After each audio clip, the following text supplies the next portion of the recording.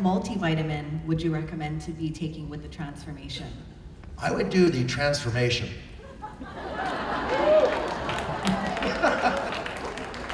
You guys have to understand, if you want to read the most amazing book written by Judith DeCava, D-E-C-A-V-A, she has more degrees than a thermometer, okay? Think about that for a second. That was a joke.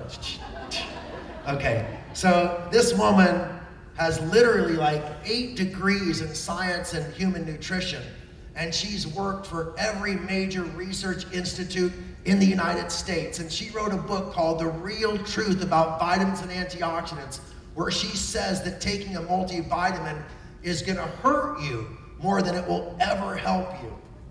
The most powerful natural multivitamin on the planet comes from spirulina.